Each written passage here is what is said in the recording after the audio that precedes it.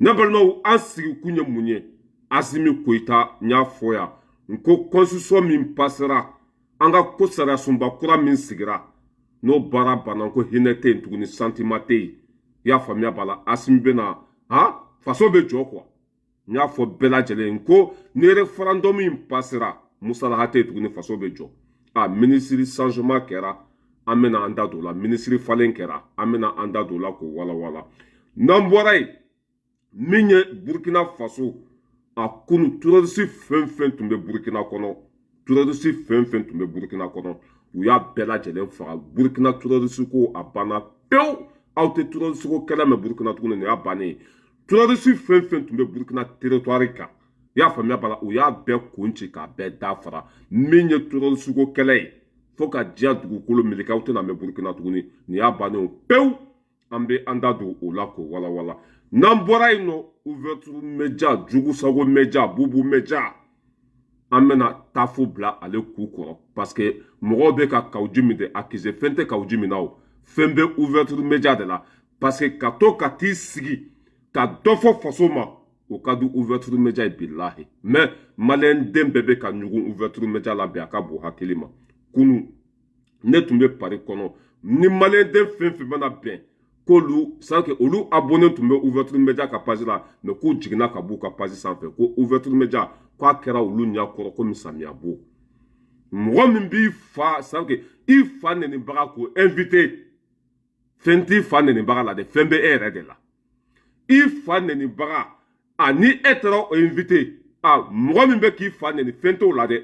fɛn bɛ e yɛrɛ de la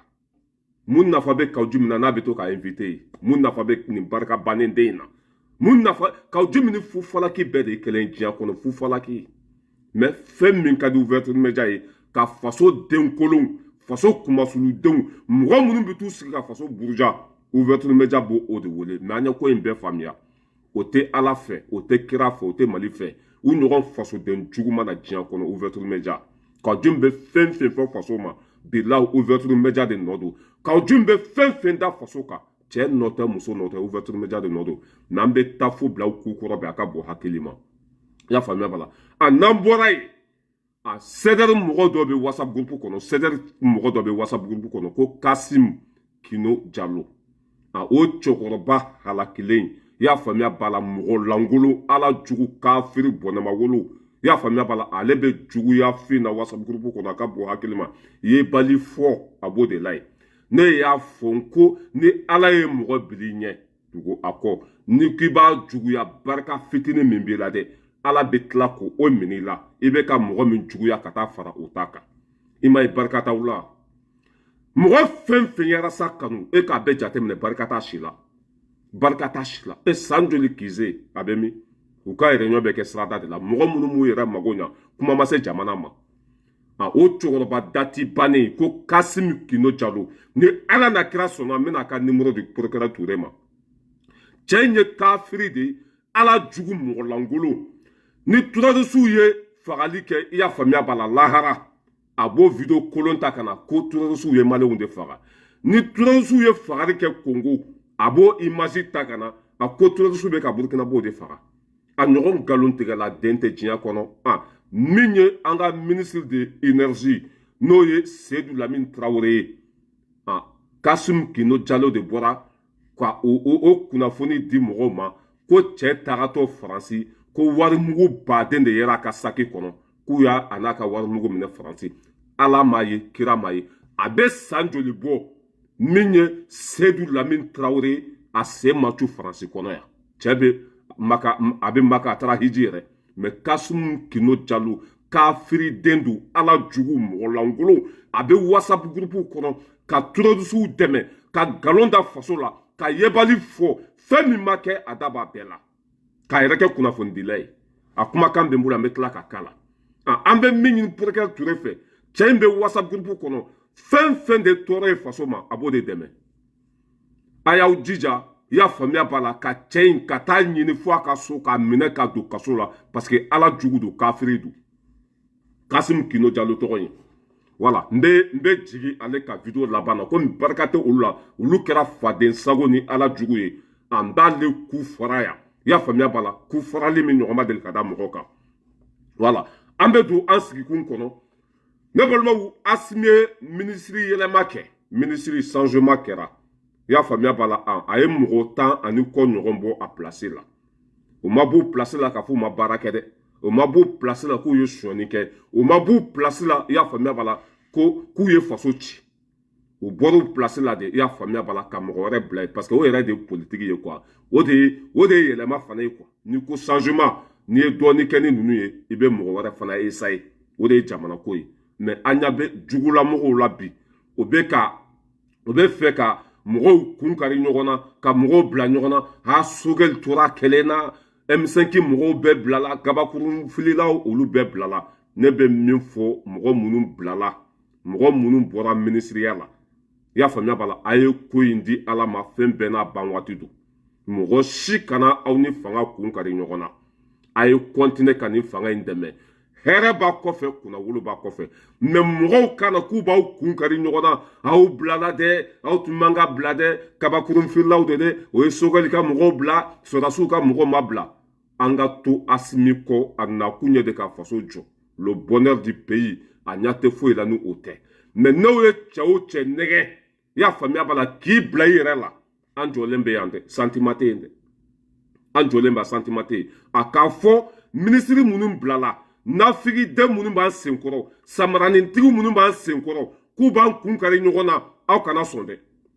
aw kana sɔn n'i kɛra minisiri ye ka ban hali tile kelen a dawula tɛ bɔ i nɔfɛ fo ka taa diɲɛ dugukolo meleke n'i kɛra minisiri ye hali une seconde fo ka diɲɛ dugukolo meleke a bɛ fɔ karisa tun ye minisiri kɔrɔ ye n'i kɛra minisiri ye hali tile 2 a bɛ fɔ i y'a faamuya b'a la karisa tun ye minisiri kɔrɔ ye fo ka taa diɲɛ dugukolo meleke wa i tun bɛ sara min ta i bɛ continuer k'o sara de ta i ka garde corps b'i nɔfɛ fo ka taa diɲɛ dugukolo meleke u kana mɔgɔw kun kari ɲɔgɔn na parce que samaranitigiw ani hasididenw ani kafiri ni setanɛw olu b'an tu la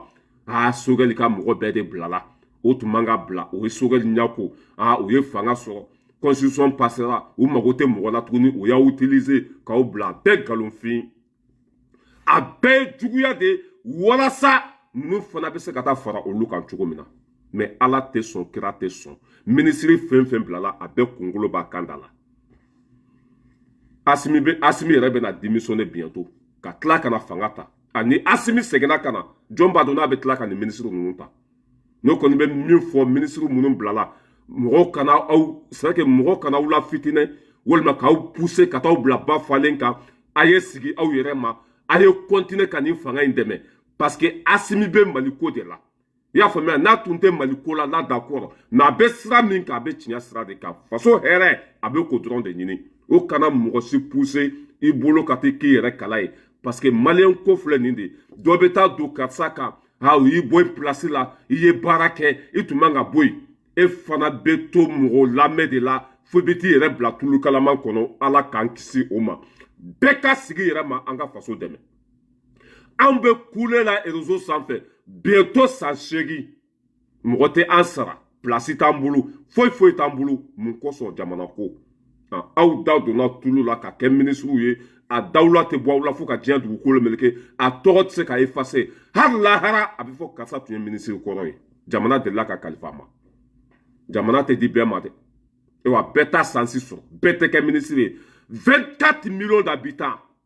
n'aw sera ka kɛ minisiri kunturu ye Mali kɔnɔ Ala ma foyi to hali n'a danna tile 2 de ma Ala ma foyi to an ka continuer k'an tɛgɛ di ɲɔgɔn ma jugu ninnu k'u to yen ka bo fara n'u sɛgɛnna u b'u makun an ka continuer ka nin fanga in dɛmɛ an ka continuer ka ɲɔgɔn minɛ an ka continuer i y'a faamuya b'a la nin sira kelen in kan ka taa mɔgɔ si kana n'an kun kari ɲɔgɔn na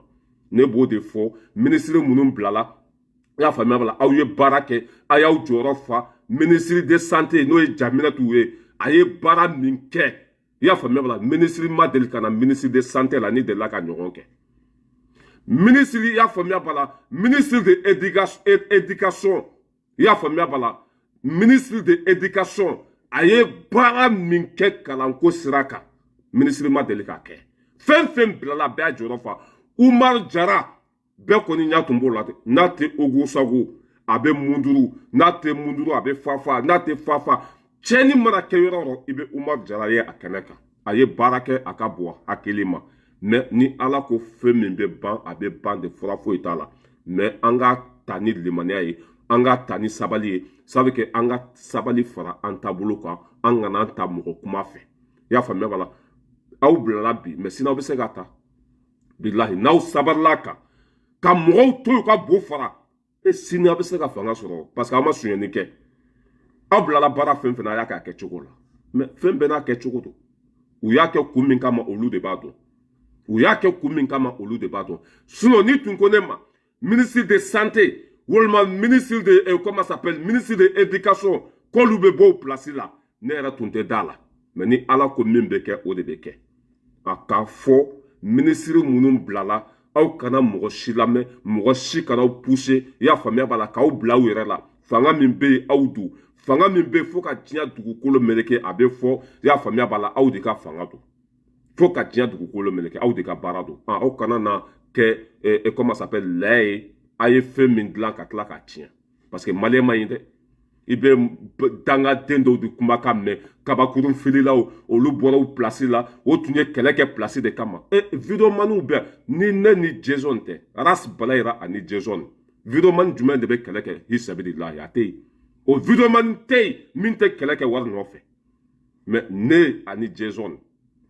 anw de tɛ kɛlɛ kɛ wari nɔfɛ sinon a videomani fɛn fɛn ɲa b'a da baaraba fɛn fɛn na bɛɛ ta ye wariko de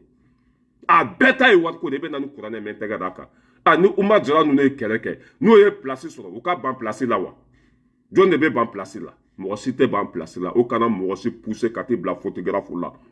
a ye sigi aw yɛrɛ ma ka tila ka nin fanga in dɛmɛ nin fanga in bɛ ko o ko la a ye tugu a kɔ parce que u bɛ ka faso hɛrɛ de ɲini Asimi bɛ baara fɛn fɛn kɛ bilahi Mali ko don a bɛ fɛn fɛn kɛ faso bɛ se ka avancer cogo min na a b'a kɛ o de kama ni o tun tɛ mɔgɔ si tɛ k'a fɛ hali Asimi filɛ nin ka ministre changer bɛɛ b'a dɔn ko cɛ in ta ye Mali ko de ye a kuma tɛ taa yɔrɔ si wa cɛ o cɛ mana fɔ k'e bɛ muruti ka bila Asimi contre la i b'an jɔlen sɔrɔ yan bere kɛnɛ b'an bolo yan an b'i dasi fo lahara i tɛ jɔ i tɛ jɔ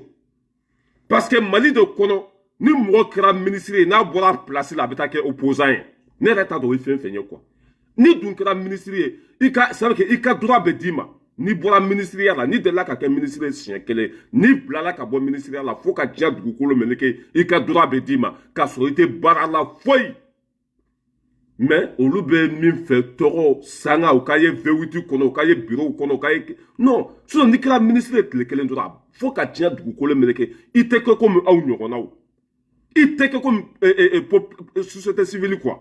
i tɛ kɛ komi mɔgɔ gansan tɛ quoi n'i kɛra ministre ya tile kelen tile fila i tɛ kɛ komi mɔgɔ gansan tɛ i kɛra mɔgɔba ye kɔ wa i ka droit bɛɛ bɛ d'i ma i tun bɛ sara min ta a bɛ d'i ma fɛn caman bɛ d'i ma mais n'u bɔra u jɔyɔrɔ la dɔrɔn u bɛ taa kɛ opposant ye u bolo bɛ k'u yɛrɛ kala ye u bɛ bila u yɛrɛ la ninnu aw kana sɔn a ma Umar Jara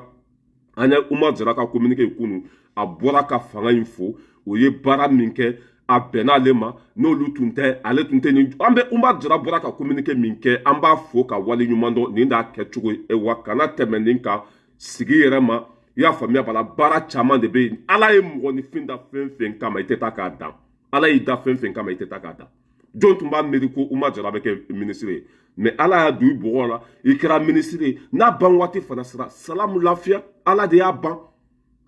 mais Umar Jara ninnu tun bɛ kɛlɛ la place de nɔfɛ o ye laïcité dɔgɔya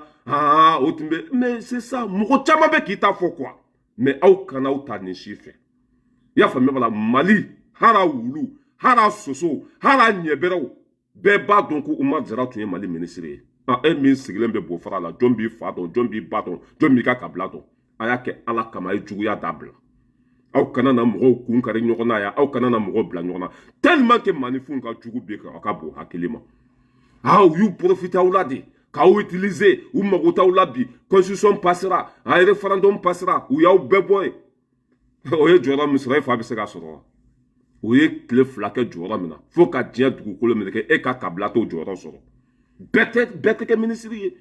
24 millions d'habitants ninnu ye sansi sɔrɔ ka kɛ ministre ye wa hali lahara a bɛ f'o ma k'u delila ka kɛ ministre ye hali lahara b'u ka sara ta e bɛ taa min o kana mɔgɔ si pousser k'i bila photographe la a ye sigi aw yɛrɛ ma Asimi bɛ Mali ko de la bi a bɛ Mali ko de la sini n'a tun tɛ Mali ko la an bɛɛ tun b'a kɛlɛ yan parce que a tɛ maa si balo yan a bɛ fɛn fɛn kɛ a b'a kɛ faso ka hɛrɛ de kama a bɛ fɛn fɛn kɛ a b'a kɛ faso jɔli de kama a tɛ foyi kɛ a kun fɛ a bɛ fɛn fɛn kɛ faso ka hɛrɛ de b'a la ni faso ka hɛrɛ t'a la a tɛ sɔn a ma a tɛ sɔn ka kɛ wala o de tun bɛ n bolo au niveau minisiri yɛlɛma min kɛra nafigi don bɛ kuma caman na samaranitugu bɛ yen ala jugu kafiri setaniw b'a la aw bilala dɛ Asimi y'u janfa dɛ nin kɛra ta a kana dɔn k'u janfa dɛ hali n'a y'u da k'u kantigɛ aw ka mun de b'a la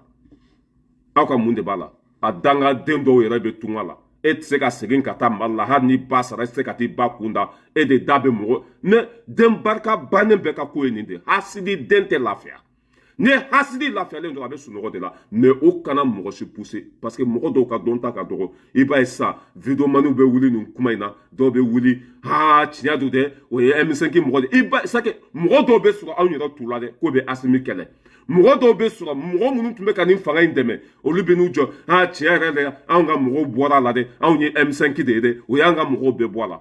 Sogɛli b'a place la n'i y'a mɛn ko sa kunkolo ko don Sogɛli b'a place la n ko Sogɛli de ye kunkolo ye n'a ka don ka M5 mɔgɔ bɛɛ bila n'u ma Sogɛli bila M5 bɛ yen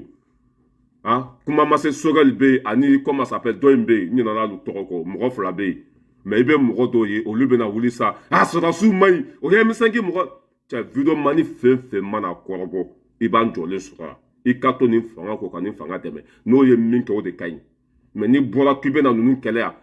n ka cɛ fɛn bɛɛ yɛlɛla ɲin tɛ fɛn min t'a kɔnɔ dɛ k'o fɔ bɛɛ lajɛlen ye an ka to nin fanga kɔ an ka nin fanga dɛmɛ mɔgɔ kana na yɛlɛ an na quoi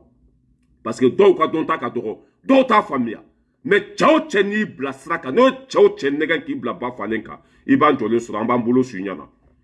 voilà minisiri bɛɛ ka sigi yɛrɛ ma a ye sansi sɔrɔ ka kɛ minisiri ye ka sansi sɔrɔ ka baarabaw kɛ ministre de la santé fo ka diɲɛ dugukolo minɛ k'i tɔgɔ bɛ kɛ i ye baara min kɛ ministre de la santé si ma deli ka kɛ ministre de l'éducation i ye baara min kɛ mɔgɔ si ma deli ka kɛ ministre de délégué n'o ye Umar Jara i ye baara min kɛ délégué ma deli ka kɛ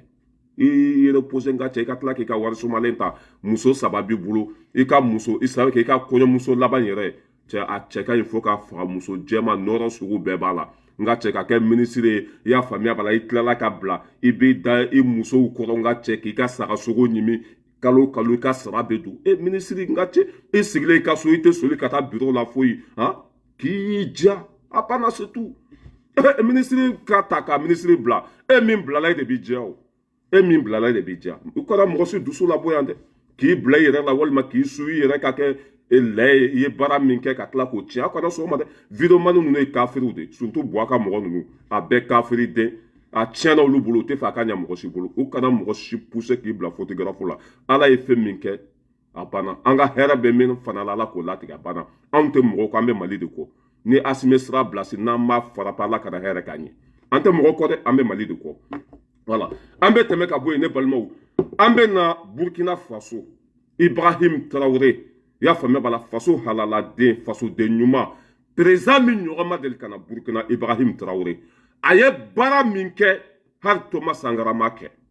Ibrahim Traoré baara min kɛ hali Thomas Sankara ma kɛ président kana i y'a faamuya b'a la ka fanga ta ka ja a ka sara kɔ Ibrahim Traoré de a kɛ a tɛ président sara ta a ɲɔgɔn ka dɔgɔ Afiriki dɛ k'a to kɛlɛkɛlaw la k'a to sɔrɔdasiya la k'a to kapitɛniya la a bɛ sara min ta hali bi a bɛ k'o de ta président sara jɛra ko pewu o bɛ ka don ji la ka di fantɔw ma a bɛ ka don dumuni na ka di fantɔw ma ala t'o labila ala b'o dɛmɛ de terroriste fɛn fɛn tun bɛ Burkina kɔnɔ Burkina n'a lamini surɔ o y'a bɛɛ faga k'a bɛɛ kun ci k'a bɛɛ da fara n bɛna o de dalilu de bɔ ka yira aw la bilahi fɛn bɛ yɛlɛ terroriste la ɲin tɛ fɛn min da kɔ aw b'a bila de bilahi diyagoya aw ni mɔgɔ minnu bɛ ɲɔgɔn na u t'aw filan ye o aw bɛ moto de sanfɛ ninnu dun bɛ kabanɔgɔ de la ninnu de bɛ kabanɔgɔ de la u bɛ sanfɛ drone bɛ sanfɛ ji tɛ d'a ma to tɛ d'a ma foyi foyi tɛ d'a ma a tɛ sɛgɛn fo ni mɔgɔ min bɛ ka boli n'o sɛgɛnna dɛ mɔgɔ min sigilen bɛ kɛra i ka biro kɔnɔ k'a guider ka taa fo n'e sɛgɛnna dɛ sinon drone tɛ sɛgɛn a bɛ se ka kalo 2 kɛ sanfɛ essence tɛ don a la i y'a faamuya ji tɛ d'a ma to tɛ d'a ma foyi foyi tɛ d'a ma a batiri tɛ décharger foyi a bɛ sanfɛ ka kɔlɔsili kɛ i n'a fɔ mɛlɛkɛw bɛ hadamadenw kɔlɔsi cogo min na drone bɛ ten de o ye ko da terroriste kan kunun a ka bon hakili ma surɔ a kɛra surɔ de an ka image lajɛ fɔlɔ On en vient aux nouvelles du front sur la base de renseignement d'une menace d'attaque de la ville de Djibo hier soir et consécutif aux opérations de recherche après l'attaque de Namziga. Les vecteurs aériens ont permis de déceler effectivement 3 groupes de criminels qui se sont approchés à 10 km au nord de Djibo. Les dernières nouvelles du front avec bienvenue dans ça. Sur la base de renseignement d'une menace d'attaque sur la ville de Djibo hier soir, et consécutif aux opérations de recherche après l'attaque de Namziga, les vecteurs ont permis de déceler effectivement 3 groupes de criminels qui se sont approchés à 10 km au nord de Djibo. Stationnés sous des arbres en attendant l'arrivée de la logistique par des tricycles, ils seront verrouillés une fois les tricycles sur position, puis frappés avec succès.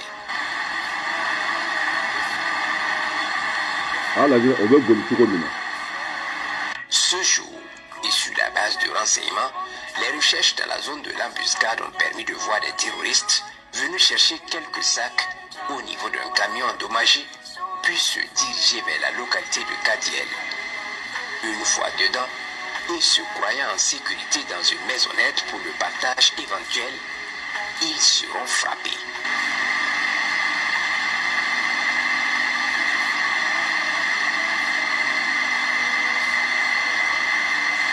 Un autre groupe, toujours non loin de Bouzanga, est repéré dans le même moment et traité avec succès.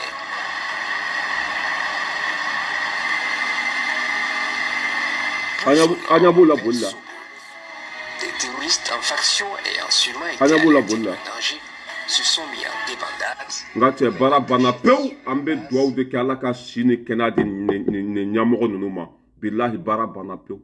Terroriste tɛ foyi sanfɛ ni moto tɛ drone bɛ sanfɛ caméra a ɲa bɛ Burkina bɛɛ la e bɛ taa ni ka segin fɛn fɛn kɛ o ɲa bɛ e la aw mana taa ɲɔgɔn dalajɛ yɔrɔ o ɲa bɛ e wa sen t'i bolo i y'a faamuya n'i bɛ se ka boli ka drone dan o sen tɛ mɔgɔ kɔrɔ n'i bɛ se ka boli ka drone dan a tɛ yen i mana kɛ hali mana kɛ fiɲɛ de drone b'i minɛ o ye ɲɔgɔn dalajɛ mɔgɔ ba joli terroriste mɔgɔ ba joli MINUSMA tagatɔ min filɛ o tun ye janfa laban min labɛn i y'a faamuya o tun ye janfa laban min labɛn pour que ka taa Burkina ci ka Burkina wuli mɔgɔ ba joli drone kɛla a y'a bɛɛ faga k'a bɛɛ kun ci k'a bɛɛ dafara ala ka barika don ni ɲɛmɔgɔ ninnu na ne ninnu tun ma na an tun tɛ lafiya ne ninnu tun ma na walahi Afiriki o tun bɛ an ka jamanaw minɛ an na quoi o tun bɛ an ka jamanaw minɛ an na mais Burkina terroriste ko a y'a sɛbɛn ka bila a banna pewu terroriste fɛn fɛn tun bɛ Burkina u bɛɛ taara fara ɲɔgɔn kan MINUSMA tagatɔ min filɛ ko bɛna dimi don anw na u y'a bɛɛ kun ci ka bɛɛ dafara i y'a faamuya b'a la hali waranikɛlaw u bɛ ka ban mɔgɔ sogo la bi i y'a faamuya b'a la hali ɲinaw u bɛ ka ban mɔgɔ sogo la bi hali dugaw olu bɛɛ fara fo k'u keren bilahi n'an bɛ taa an bɛ se aw b'a bila de diyagoya foyi t'aw bolo marafani kɔ foyi t'aw bolo mobilini kɔ foyi t'aw bolo pick-up kɔ aw bɛ se avion na aw bɛ se drone na drone kelen bɛ se ka baara min kɛ sɔrɔsi 100 tɛ se ka kɛ a kelen pe yen drone a kelen bɛ se ka baara min kɛ hali sɔrɔsi 100 tɛ se ka kɛ wa Burkina terroriste ko banna pewu an bɛ dugawu de kɛ ala ka u dayɔrɔ sumaya u y'an kɔ kiti min na ala ka nɔgɔya n'a fɔra mɔgɔ ma ko a to n'i ma to n'a to n'i kɔrɔ kelen b'a cɛ an yɛrɛ farafin damaw u bɛ k'an yɛrɛ de su k'an bila ɲɔgɔn na i tɛ nin tubabu jamanaw la i tɛ nin tubabuw bolo abada mais anw farafin damaw bɛ n'aw de nɛgɛ k'an bila ɲɔgɔn na mais aw bɛɛ ba bɛ su c'est que aw bɛɛ ba ka wolo bɛ kɛ fu ye quoi a bɛɛ Mali filɛ nin an tɛ terroriste ko kɛlɛ mɛn tuguni Burkina fana ta banna sɔrɔ Burkina i tɛ terroriste ko kɛlɛ mɛn fo ka taa diɲɛ dugukolo mɛlɛkɛ nin a bannen de to fɛn fɛn tun bɛ o y'a bɛɛ faga ala ka barika don Ibrahim Traoré la Burkinabew b'i kɔ bi o b'i kɔ sini an bɛ tɛmɛ ka bɔ yen nɔ an bɛna Isa Kawujimi an b'ale lamɛn fɔlɔ mais n tɛ kumaba kɛ ale kan quoi n bɛ kuma ouverture média de kan an ka Kawujimi lamɛn fɔlɔ an bɛ sɔrɔ ka na a lamɛn. Fɛn min n'i b'a fɛ a ka se nin yɔrɔ la nin tɛ tout droit yan ni obstacle bɛ yen a bɛ fɔ ko nin de ye sira ye i ye nin bila i munumunu i nana l'objectif c'est pour y arriver MINUSMA tɛ yan MINUSMA bɛ Gawo a MINUSMA bɛna taa o bɛna taa non hayi an yɛrɛ bɛ taa hayi minnu bɛ faga la o bɛ taa bɛɛ bɛ taa o bɛɛ bɛ taa o tagali ye wajibi de ye bɛɛ bɛ taa mais problème ye ko MINUSMA k'a ka minɛnw fara ɲɔgɔn kan yani kalo 6 e ma résolution lamɛn yan e ma kalan e bɛ ka min fɔ o ye commentaire de la résolution a été votée à l'unanimité le porteur de plume, porte-plume, c'est la France. Ministre Béano, des séquences. Mais on confond ce que ni tu ce n'est pas vraiment bon. Aïe, il faut tirer. Ministre Béano, ça va qu'il y a un parafon le mille. Bon, nie nyamugode ala kali de billahi. Ninkera bas na muso sago na fa foite na har fu fala ki ka fsani ne ko. E koko ministre maka ku ka contrat be renouveler ou ka contrat ma renouveler et tungangi geli de ferme ki nemne ka bo mo dala. Mais fente est là de. Ouverture média nogolen demimbe ka invité de fembe au-delà. Foite est là. Ouverture média kolon demimbe ka e wole de fembe au-delà parce que nous kosu de kadi oluye. Moi fembe faso dambe boala o de kadi ouverture média e. Ne fembe yele a ouverture média la ninte fembe d'accord. Ne ma franco ne da ya famère ne da mainde. Ima ya anu mo munu tumbe teria la olubo ku senfla o konobi. Ne ma franco ni ne blali lebeke samia boy. Ni ne intanya sima. Billahi daraja bebe taidawla bebe bampe hari deni musobe ble contrôle la ne afo ani cedere mo tumbe diala ambara sa ko dambe ta lute ne ku simple la kono ouverture media mainde ou maïbi ou maïsini munda fa be kaujimi invité lila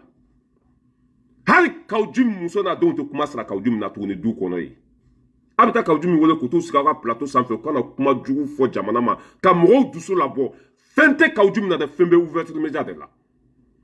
ni asimi nun tun sera ka ouverture média datugu ka bo mali kɔnɔ tun bɛ fisa parce que u ɲɔgɔn n'a figi dɛma na diɲɛ kɔnɔ i tɛ faso halala densiɲɛ min bɛ kaw jumi invité Kassim Traoré arajo kiledu la hali ni ye sanu d'a ma tɛ kaw jumi invité Bouma Bel t'a invité Gandi Malé i tɛ faso halala densiɲɛ min bɛ kaw jumi invité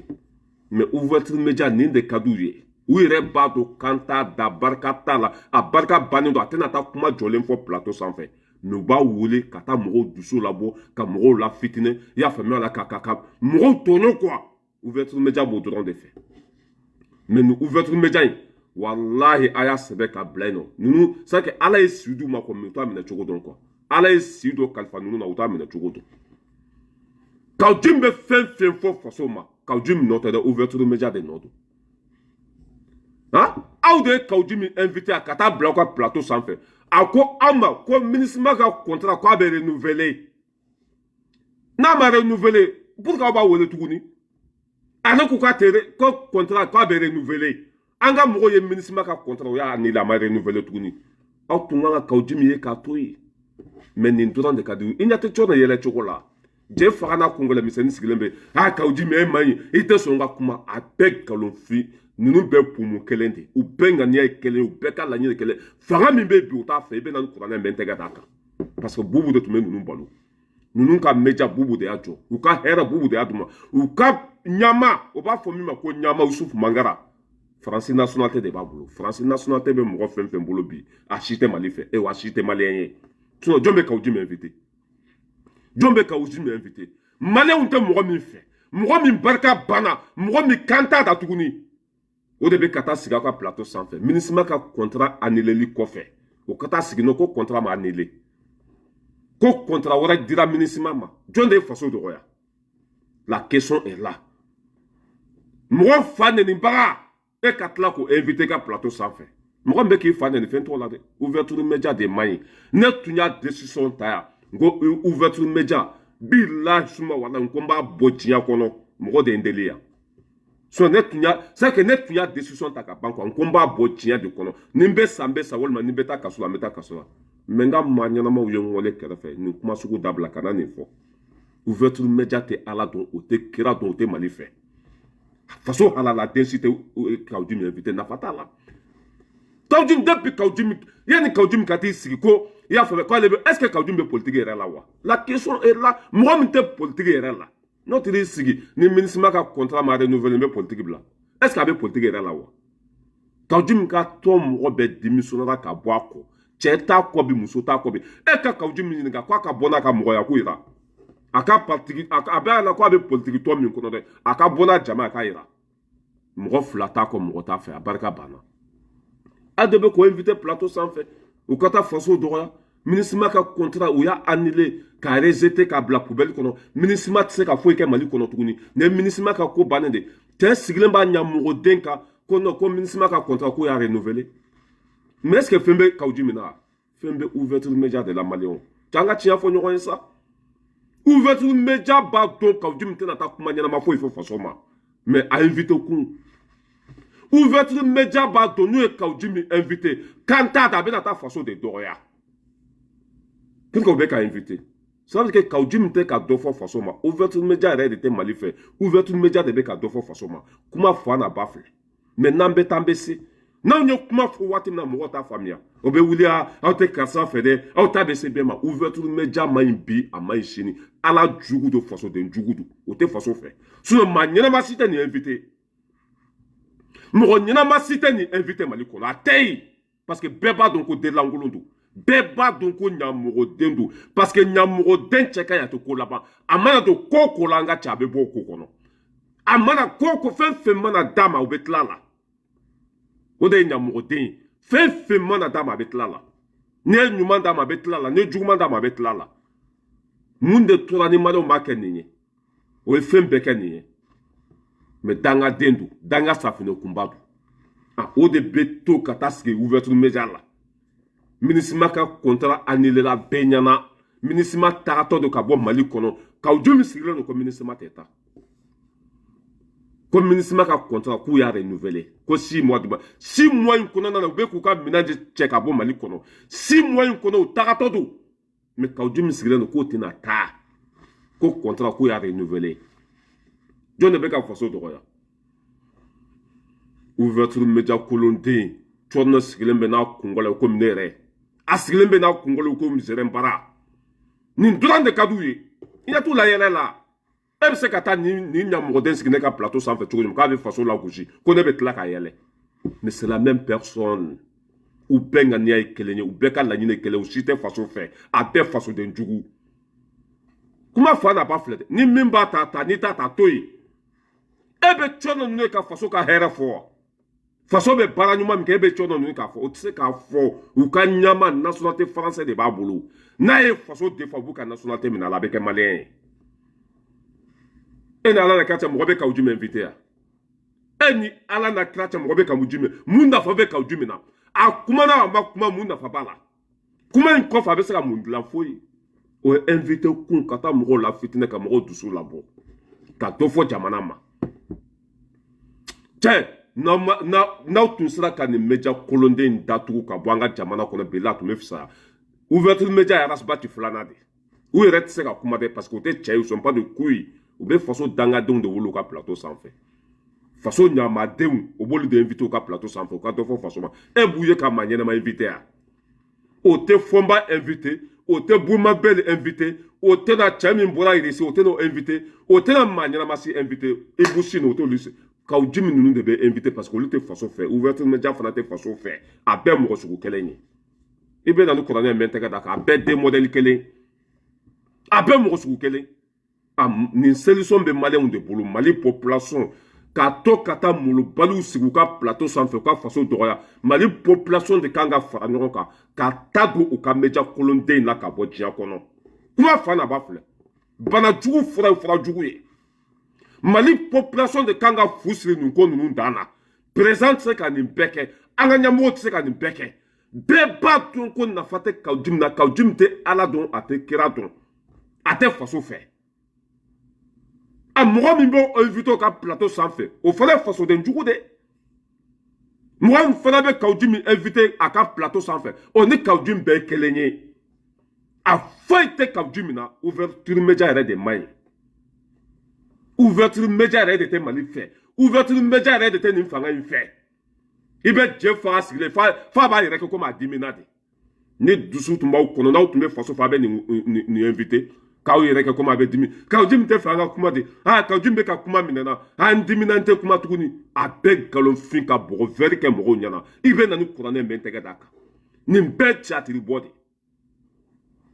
Ah, mon de ba, ah, je ferai nous, franchement, autre mec à Kaudji me attaqué de, ah, Kaudji me nous, ah, je ferai nous ta chatri bodu. Billahi, kaninkedo ka boveri ka unyana. Oui, là, comme au bec à 15 ans pour ce Kaudji me tegaso. Avec Galofi, a invité au coup. Pourquoi avec a invité? Mais c'est la même personne. Ou ben gagné, qu'elle ou ben mousse, ou qu'elle a cité façon fait d'embêter chez là. Comment faire n'a pas fait? bon u ka nin tapasi ninnu bɛ mɔgɔ dɔ b'o ja kan u ka nin tapasi ninnu bɛ mɔgɔ dɔw bila fili kɔnɔ jɛ faga y'a ta kɛ dɛ jɛ faga kumana dɛ jɛ faga dimina dɛ a ma dimi nin de ka d'u ye mɔgɔ min bɛ dimi o t'a invité o mɔgɔ min bɛ faso fɛ o t'a invité mɔgɔ ɲɛnama si tɛ nin invité n'i y'a ye u bɛ ka invité u bɛɛ de ye mɔgɔ sugu kelen ye olu bɛ dimi cogo di tapasi ni catiri bɔ don k'aw bila fili kɔnɔ mais an kunkolo bɛ an b'a dɔn min bɛ yen o i bɛ na ni kaw dimi k'a kana kuma ne ka plateau sanfɛ n bɛ n sen don a kɔnɔ ne ɲa ni kaw dimi ɲa k'a bɛ ne sigi an ka mɔgɔw ye décision ta ka ministre kɛ kaw dimi k'i sigi ne ka plateau sanfɛ ko k'a ma gɛn ko contrat ko y'a renouvelé n b'a da fara fɔ a tɔn o don a tɛ kuma plateau sanfɛ mais olu ninnu bɛɛ de ye kelen ye u bɛɛ mɔgɔ sugu kelen ouverture média tɛ ala dɔn o tɛ kira dɔn o tɛ faso fɛ nin fanga in de kɛra sababu ye k'olu ka patron gɛn olu bɛ kɛ faso olu bɛ kɛ ninnu fɛ yan Asimi ninnu de kɛra sababu ye ka ninnu ka nan bɔ video mani ka boli V8 ni fɛnw kɔnɔ faso nafolo de dir'u ma matière simi a t'a lasegin o ouverture média bɛ san waati min na matière simi ninnu o tun bɛ fɛ k'olu bɛɛ san ouverture média rasbati ninnu olu de sanna ɲɔgɔn fɛ bube ninnu bɛɛ san ɲɔgɔn fɛ u taara k'u bɛ matière simi san arapɛri 50 millions ko b'a d'a ma ale ko k'ale tɛ san fɛn ale tɛ saga mɔnɛ ale y'a ka wari lasegin mais ouverture média ninnu sanna Asimi ninnu de y'u ko nan bɔ parce que i bɛ ka tile la wari mugu de tun bɛ ta ka di nin denkolon ninnu ma faso nafolo tun tɛ kɛ saki a tun tɛ don sira la a tun tɛ don ji la a tun tɛ don foyi la a tun bɛ ta ka di nin dangaden ninnu de ma Asimi ninnu de ninnu o tɛ ninnu tɛ i bɛ na ni kuranɛ bɛ n tɛgɛ da kan o tɛ nin fanga fɛ fanga bɛ tile ka baara ɲuman kɛ i b'u da y'a la i t'u da y'a la dɛ mais mɔgɔ min bɛ faso nɛni o de bɛ invité u ka plateau sanfɛ fɛn tɛ kaw min na sa mɔgɔ fɛn fɛn bɛ dɔ fɔ kaw ma bi i bɛ k'i yɛrɛ sɛgɛn quoi parce que kaw ni fufalaki bɛɛ de ye ne bolo kaw ni fufalaki bɛɛ de ye kelen ne bolo nafa foyi tɛ kaw na a tɛ se ka ciga ci a barika banna ala ka danga bin'a kan hali kaw somɔgɔw t'a fɛ mais mɔgɔ minnu bɛ ka invité fɛn b'olu de la an ka tiɲɛ fɔ ɲɔgɔn ye ouverture média kan ka datugu ka bɔ yen parce que dangadenw don o tɛ faso fɛ ni ne jɛ faga ninnu sigilen ye tapasi la quoi kaw mi tɛ n lamɛn kuma di yan mais c'est une honte c'est une honte tiens aw sira yɔrɔ min na anw sira yen ka kɔrɔ nous on est né avant vous on connaît tout avant vous ne wolola e ɲɛ bɛ fɛn e bɛ se ka na bɔgɔ wɛrɛ k'aw ɲɛna cogo jumɛn nin de ka d'u ye kaw min ka t'i sigi i y'a faamuya ka faso lagosi baara ɲuman min kɛra k'o kɛ fu ye o dɔrɔn de ka d'u ye parce que olu yɛrɛ tɛ se ka kuma cɛw tɛ wa bɛ nin dangaden sugu ninnu de bila u ka plateau sanfɛ fo cɔ ninnu bɛ yɛlɛ a lajɛ parce que nin de ka d'u ye ni cɔ ne fa tun bɛ ka nɛnɛ tɛ yɛlɛ o mɔgɔ ka t'i sigi cɔ ne ka plateau sanfɛ ka fa nɛnɛ tɛ yɛlɛ o gasa ma ko a ma don min na fasoden jugu a ka plateau sanfɛ gasa ma mɛ invité hali bi o gasa ma mɛ invité o mais dɔ bɛ k'a fɔ faso de ma o ka d'u ye f'u bɛ yɛlɛ sinon gasa ma kuma da ka plateau sanfɛ don min na k'a fɔ cɔ n'o ye fasoden jugu ye bɛɛ ɲɛ tun b'a kunkolo la o bɛɛ ɲɛ tun bɛ cɔ n'o ɲɛ tun bɛ cogo min na bɛɛ ɲɛ tun b'a la mais fɛn tɛ ka fɔ olu ma fɛn bɛ ka fɔ jamana ma o de ka d'u ye f'u bɛ yɛlɛ la question est là. C'est-à-dire que misala n'a sɔrɔ ba naani de b'a bolo yani kalo saba cɛ a ka ba fila bɔ a la donc réduction de l'effectif d'abord pour le premier temps mais pourquoi parce que dans 6 mois kan ka taa voilà donc non ne de bɔ effectif non o de sa o de non dans 6 mois o bɛ taa o ye tiɲɛ ye mais o ma taa o mɔgɔ min bɛ taa o tɛ kalo wɔɔrɔ kɛ o non minnu bɛ Gao bɛ bɔ Niger de dɔrɔn c'est tout minnu bɛ Mopti bɛ bɔ ni Burkina et puis les débats dangaden ninnu bɛ t'i ɲɛ mɔgɔden ninnu bɛ t'i sigi ko 6 mois o bɛ taa o si ne b'a dɔn ko 6 mois o bɛ taa wele kun la question est là aw bɛ taa aw sigi ka wele kaw min 6 mois o bɛ taa o maliyɛn bɛɛ b'a dɔn Asimi ninnu de y'a fɔ k'u bɛ taa o ni mɔgɔ y'a u bɛ taa de u tɛ to an ka jamana kɔnɔ kaw invité kun nin de ka d'u ye a ka dɔ fɔ faso ma mais fɛn bɛ yɛlɛ u la ɲin tɛ fɛn min t'a kɔnɔ bilahi ni Mali jeunesse tun bɛ se ka wuli ka taa ninnu ka média aw kan'u gosi aw kana foyi ka taa gogoro k'a da la k'a datugu ni mɔgɔ min taara ko a bɛ taa dayɛlɛ a b'o kun ci k'a dafa parce que ninnu ye ɲamɔgɔ den dangadenw ala jugu kaw bɛ fɛn fɛn fɔ faso ma ni ouverture média dangaden de nɔ don sinon aw yɛrɛ b'a dɔn ko contrat ma renouvelé kaw min invité kun a bɛna taa kuma fɛn fɛn fɔ kɛnɛ kan manamanakan de bɛ fɔ ye a ka nkalon jɔra a la kaw min y'i kali ni ministre ka contrat n'a ma renouvelé ko ale ye ɲamɔgɔden ye contrat ye renouvelé kaw min kan ka kuma tuguni wa a man ka kuma tuguni dɛ mais ani ninnu bɛɛ de ye kelen ye mais n'an bɛ taa an bɛ se Wallahi ouverture média fembe yele e la ninte femme d'accord. Billahi ou te façon fait bien ta. Aye ko srata o yaka durai. Aye ko opposant o yaka durai. Mais ka to ka façon denjugu wole ka to ka do fo façon ma. An jolembe ko be kutige. Ko be kutige.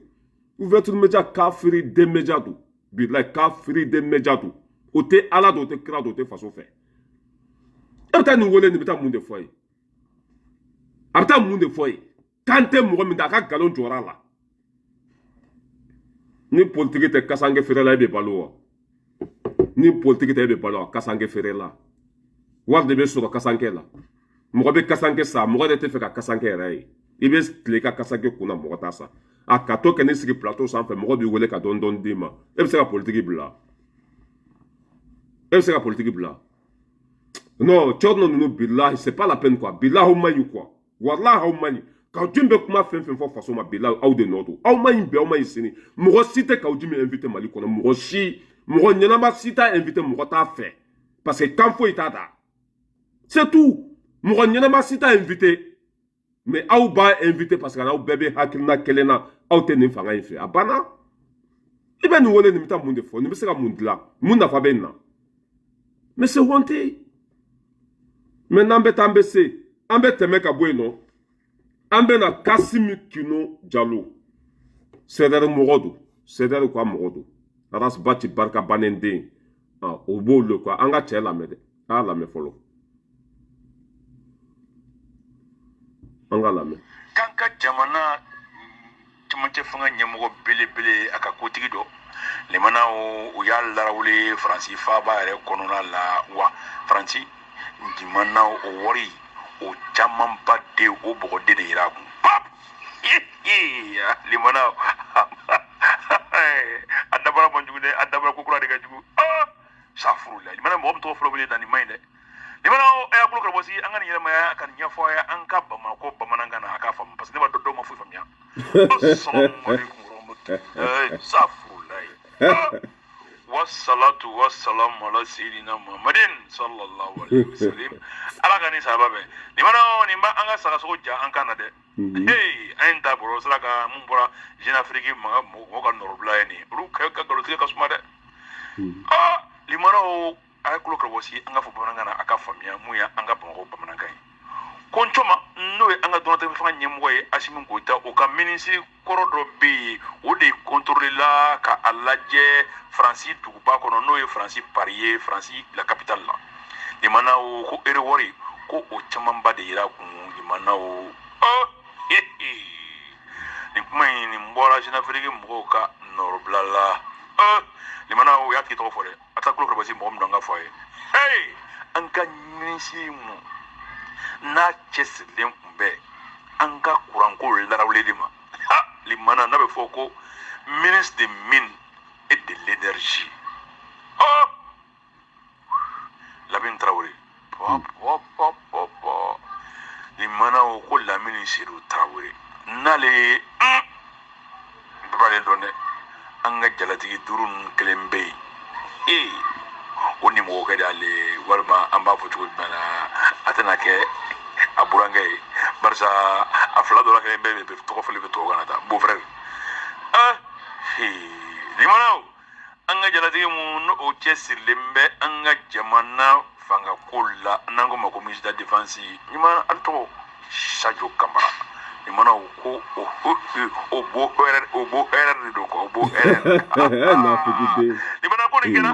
jengalo temele o labani yere la Francis douanier urula darawle aéroport la kani war kasabi ba deni ya ero warla wa akera o ka aéroport mu no to ko Rachid Sall de Gaulle limana o kera che limana pasi para projet pop limana ko ni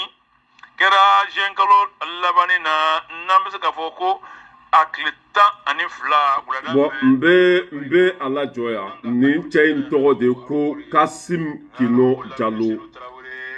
Seder Mogodu a to de ko Kassim Kino Diallo abe WhatsApp groupe ko na ngon galon tigala de mawlo dian du ko lo sanfé Seydou Lamine Traoré abe sanfla a sema sulu France kona abe sanfla bo a sema do France kona kuma masse o ka valise fa war mugola o ka minɛ France aéroport la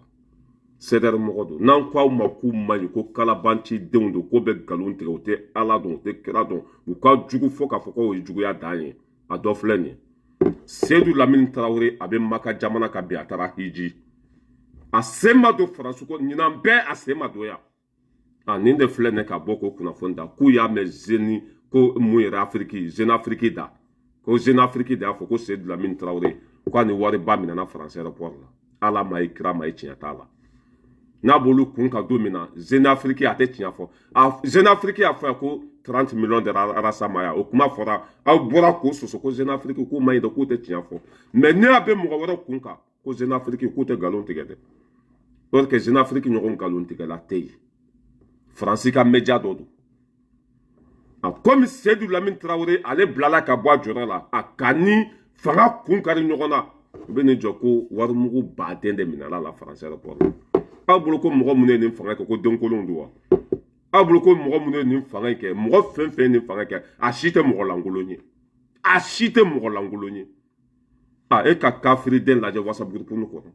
nin bɛ kunnafoni fɛn fɛn di aw ma walahi a ye t'aw mako la a bɛ nkalon fɛn ni juguya o tɛ nin fanga in fɛ bi o t'a fɛ sini nin fanga in nkalon ka ta ka nɔrɔ a la dɔrɔn ninnu ka baara o dɔrɔn de wa nin cɛ in an y'a ka nkalon jɔ a la groupe sanfɛ hali a ma mɛn Kasimu Kinejalen k'a ka nkalon jɔ a la bɛɛ ɲɛna hali a tɛ tɛmɛ kalo kelen kan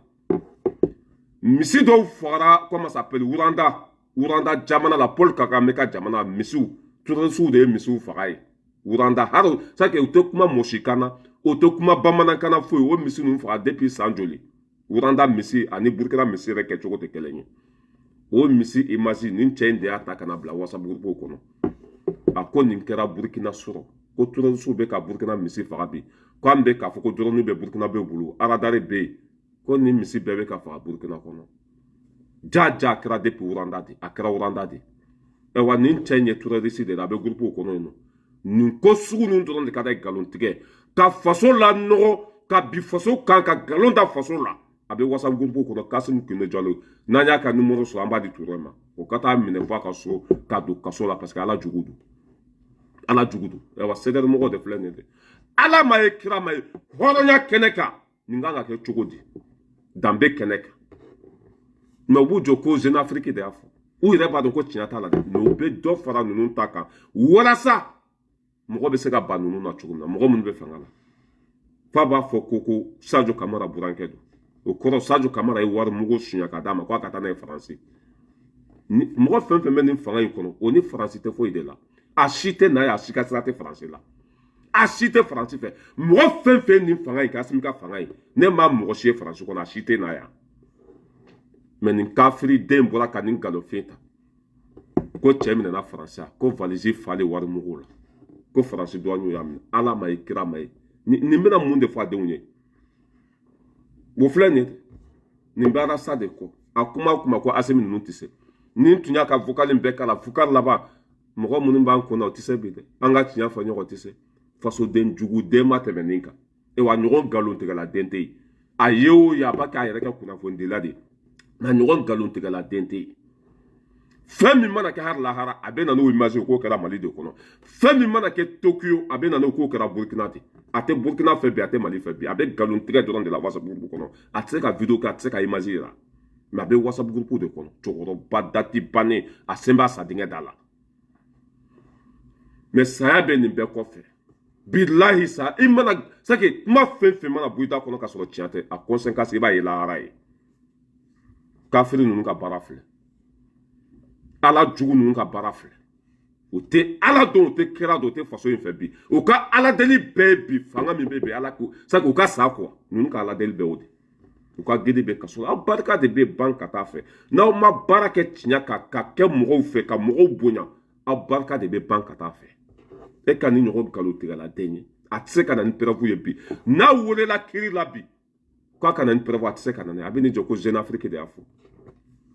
ka nkalon ta ka nɔrɔ cɛ la cɛ bɔ minisiri bɔra ka jaabili kɛ o kuma minnu bɛ k'a fɔ ko tiɲɛ t'a la san joli ale ma don Faransi kɔnɔ a sen ma don Faransi kɔnɔ yan a bɛ filɛ Makan jamana yɛrɛ de kan Seydou Lamine Traoré min tun bɛ énergie ministérielle la san joli a sen ma don Faransi kɔnɔ yan danbe kɛnɛ kan i bɛ se ka kuma ninnu de bɛ kunnafoni lankolonw di mɔgɔ ma WhatsApp groupe kɔnɔ kunnafoni lankolon ninnu de bɛ tile ka bila whatsapp groupe kɔnɔ ka terrorisiw dɛmɛ jamana kan ka faso jugu k'u dɛmɛ jamana kan fɛn fɛn de tɔɔrɔ ye jamana ma ninnu de b'a images partager terrorisiw mana kojugu fɛn fɛn kɛ ninnu de b'a images ta ka bila groupe sanfɛ Kassim Kino Jallow a bɛ i y'a faamuya wala groupe min tɔgɔ ye ko info international a b'o whatsapp groupe de kɔnɔ info international a b'o de kɔnɔ cɛ in tɔgɔ de ko Kassim Kino Jallow CDR mɔgɔ don bilahi hali ni kojugu kɛra lahara a bɛ na n'o ye whatsapp groupe kɔnɔ k'a kɛra Mali de la Touré ni mi ka radar bila whatsapp groupe kɔnɔ k'i ka mɔgɔ bila whatsapp groupe kɔnɔ o ka ninnu dɔw minɛ ka t'u bila kaso la ninnu bɛ ka kɛ terrorisiw ye sabu ninnu ka jugu hali ni terrorisiw ye quoi wa terrorisiw bɛ vocal ni fɛn fɛn kɛ ninnu de b'a partager whatsapp groupe kɔnɔ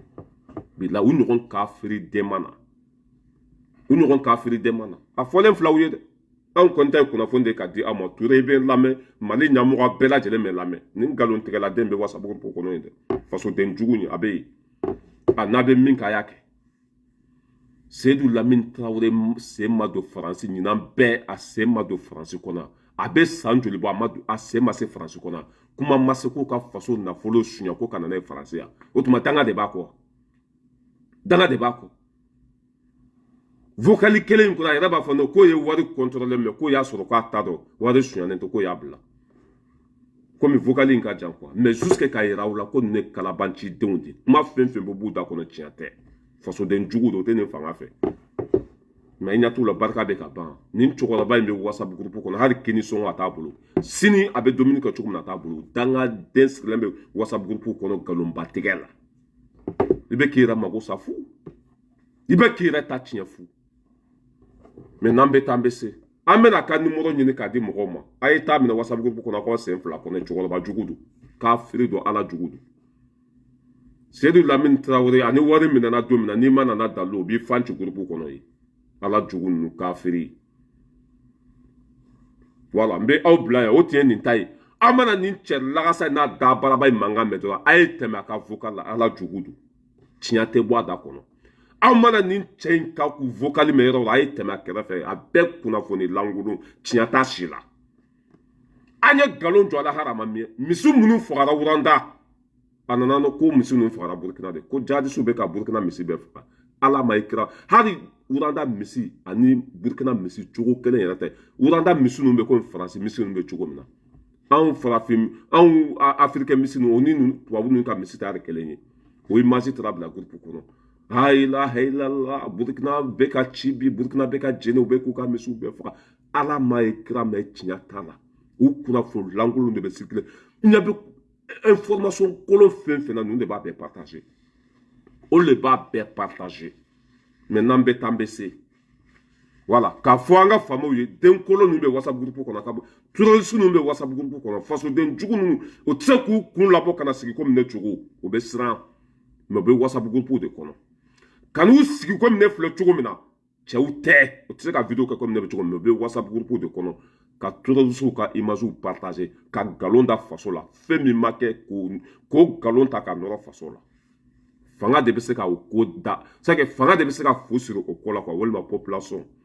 jamana kɔnɔdenw mana wuli sa ka taa nin minɛ k'u sen fila kɔnɔ a tɛ kunnafoni lankolon de tuguni cɛkɔrɔba dati bannen a si bɛ ɲini ka se san 100 ma a retraite o dulɔminaden de bɛ whatsapp kɔnɔ a n'a da tolen Mali ministre minɛna Faransi aéroport la o aéroport min tɔgɔ ye Roissy Charles de Gaulle valise falen b'a bolo wari la tiɲɛ t'a la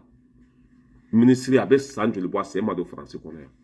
ale bɛ ka nkalon da ministre la waati min na o waati kelen ministre bɛ Magan a taara hiji i m'u ka baara ye tellement k'o bɛ nkalon tigɛ tellement k'u ka jugu u hakili gɛrɛnna u dusukun gɛrɛnna c'est que u ɲɛ tɛ foyi la quoi ils sont finis mais an bɛ dugawu kɛ ala ka hinɛ aw la k'aw dayɔrɔ sumaya n bɛ aw bila yan n'a ye nin cɛ lagasa in ka vocal mɛn yɔrɔ o yɔrɔ a ye tɛmɛ a kɛrɛfɛ ala jugu don kafiri don fasoden jugu don faso kumasuluden don tiɲɛ tɛ bɔ a da kɔnɔ mɔgɔ min bɛ hali terroriste ka e balimaw u bɛ sa e b'olu ka image de partager f'i bɛ nisɔndiya n'o ye fara bugu min ninnu de bɛ whatsapp groupe kɔnɔ dɔrɔn o bɛ kunnafoni fɛn fɛn partager i b'a sɔrɔ fɛn dɔ de kɛra faso la o bɛ diya u ye ka ala deli bɛɛ tasuma ka Mali minɛ mais ala tɛ aw sago kɛ ala b'aw barika ban ka taa fɛ de k'aw mako sa ka taa fɛ e fa bɛ i ba bɛ mais e bɛ k'ala deli tasuma ka jamana minɛ nin fanga in ka dɛsɛ nin fanga in ka sa e ka hɛrɛ b'o la mais dangaden bɛ kala ye ka ɲɛ turu kala la hakɛto bɛ kuma kɔnɔ wasalamu ala ka bin